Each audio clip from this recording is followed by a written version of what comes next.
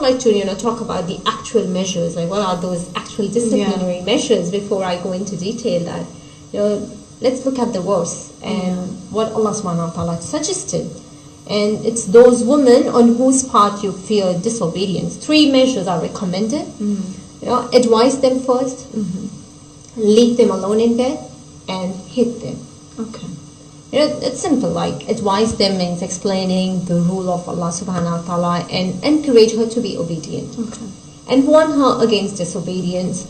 And if it produces the desired result, then all well and all good.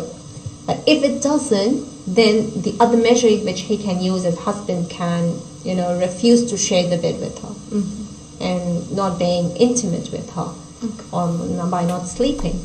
And if this doesn't work and it does not bring the desired effect, then the third measure, which is permitted, I want to make this point very clear, that he is permitted, not obliged here or not encouraged, but he's permitted to hit her. So how do we understand this? SubhanAllah, that's what a beautiful, the blessing from Allah subhanahu wa ta'ala. And he said not to take all the steps, at one time. Yeah. It is one after the other. But before, I directly want to elaborate on what that, that what part is. What is the third option? Alright, thank you very much. Peace of Christ to all. As you see, she is describing beating a wife as something beautiful. First of all, Muslims always they lie to us when they read their Quran. She said that you have to go through three stages. First, you admonish her. Second, you stop sleeping with her. Third, you beat her. The fact it doesn't say that in the Quran. Muslims are a bunch of liars as usual. This is the Quran in front of us, and I challenge the Muslim to show me where is the word first and where is the word second and where is the word third. But for sure they can lie to you in the translation because they assume that you are ignorant when it's come to their book, especially it is written in Arabic.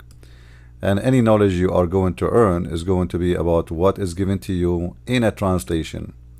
So now if we go to the Quran, chapter 4 verse number 34, you will see clearly that it doesn't say any of what she's saying about discouraging first, admonishing first, and etc. All of this is just a pure lie.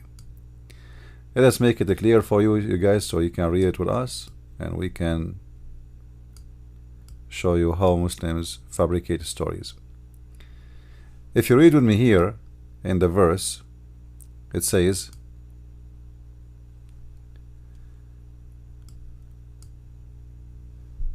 that the man is in charge of the women.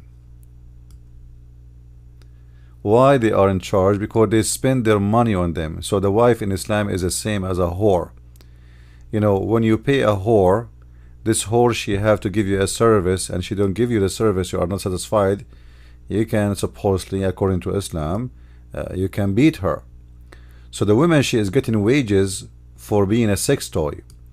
So if she is not satisfying the husband, he can do what?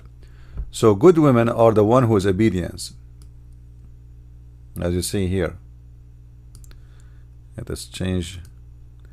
Good women are the one is obedience. And later we will see that this obedience includes rape, guarding secret with Allah, etc. For those whom you fear rebellion. You fear. They did not even do rebellion. They just, you fear. Like you said to your wife, bring me some tea, and she don't bring it to you fast enough. You fear rebellion. You see, it doesn't say she did rebel against you. You fear. You are suspicion about her. Maybe look like sound she is not happy to do it for me, or let us say you ask her to take off her panty, but she was slow to do it. Look like she don't like it. So admonish them and banish them from beds apart and discourage them. Now the Muslim translation, in different translation, they say first and second and third. This does not exist. And even they add the word beat them lightly. That's not exist. Bunch of liars, scumbag. And that's why I call them scumbag, because simply they are a fraud. Now if you look with me here, you will notice that If they obey you, as you see here, okay, then what? Then don't beat them. So the whole point of violence here is forcing you to be obedience. And about punish them in beds is not about really not to sleep with them, it's about jailing them in their rooms. وَهْجُرُوهُنَّ فِي الْمَضَاجِعِ. Leave them in their rooms. So the punishment is as the following. You give her a warning, as you wish, or and don't sleep with them, same time jail them in their rooms. And if you want, you can still sleep with them, but jail them in the room. Number 3, scourge them, beat them. And then if they obey you, then seek not against them. Actually, the story here is coming from many sources of Islamic source. It's about rape. You know, Muhammad, he created a rule that if a Muslim woman, she divorced her husband 3 times, her husband divorced her, 3 times, she is not the one who divorced him, poor woman, she cannot get back to her old husband unless she go and taste the juice of other man. So we will see here in the story, if we look in the hadith, a story of a woman. Her name is Sahla bint Suhail. Her name what her name? I forgot. Not Sahla. Anyway, the wife of a man who was divorced, and then she came to the Prophet to complain because her husband did beat her until her skin became greener than her clothes. If you read with me here, you will see the following. Rif'a divorced his wife, whereupon Abdul Rahman, etc., etc. And Aisha said that lady was wearing a green garment. All right. And then she showed her a green spot in her skin caused by beating. The Muslim, they will say to you, oh, this is light beating, you know, look, it's a green spot by beating. And Aisha, she took a side of this woman because she is a woman too. So she said they support each other according to the hadith. So when Allah Messenger came, Aisha said, I have not seen any women suffering as much as believing women, which means Aisha, she is announcing clear words that Muslim women, no one suffer as much as they do. Look, her skin is greener than her clothes. Her skin is greener than her clothes. That is a severe beating. And this for sure, those spots will stay there for the coming 2 months at least. Then Abdul Rahman, the husband who did beat this woman, follow her when he heard that she is coming to meet Muhammad. So when he came, Muhammad, he asked, you know, he is supposed to be the judge, right? So he asked about what happened. The man, he said to him, this woman, she don't want to sleep with me. All right? She don't want to sleep with me. She said, by Allah, I have done no wrong to him. He is impotent and he is useless to me as this. So this woman, she claimed that this person, he is sexually as unable to do it, holding and showing her garment. Abdul Rahman said, by Allah, O Allah Messenger, she told a lie. I am very strong, I can satisfy her, but she disobedient and want to go back to Raf'a. So the story behind this story is that this woman accused by this man, She wanna go back to her old husband and she don't like him. And obviously she did marry him not because she liked him, but because Muhammad created a rule that she cannot go back to her husband unless she sleep with someone else, which is very disgusting rule Muhammad he came with. And then we see here that Muhammad, after investigating, Muhammad he took the side of the man and he told her, as if we read here, you should know,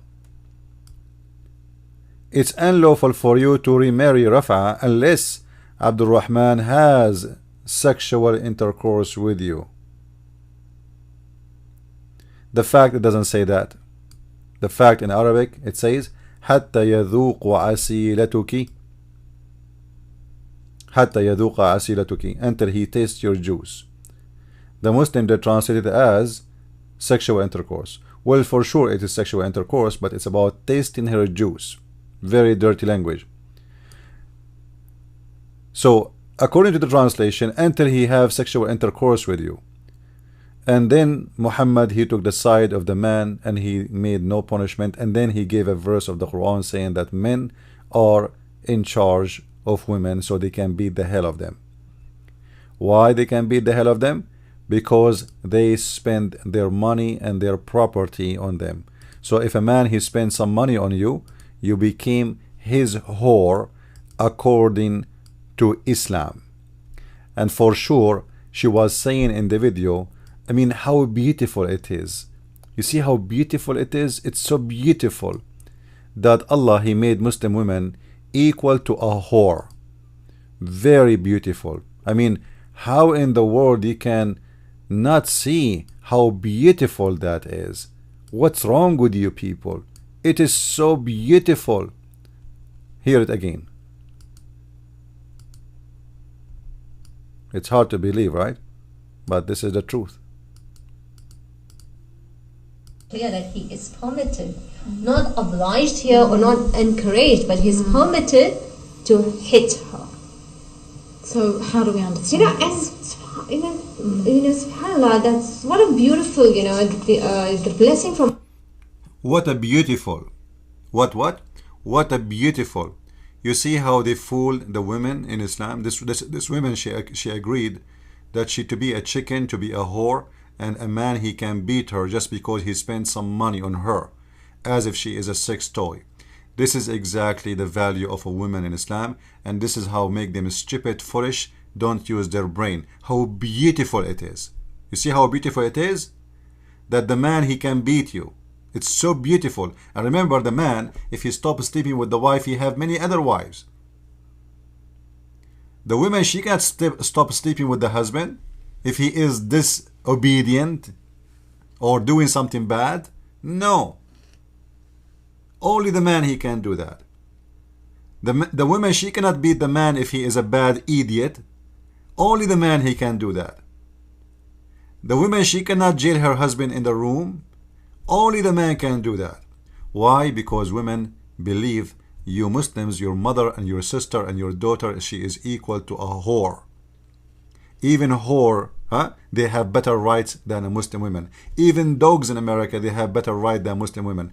In America, if you beat a dog, you go to jail. In Islam, you beat a woman, you are a hero. And you are doing a beautiful act of the scumbag Draco Allah. Follow me and watch more of my videos. And as you see the link down there, if you like to contact me, feel free if you have any request or any question. Christ is Lord. Islam is false. I mean to that. Thank you.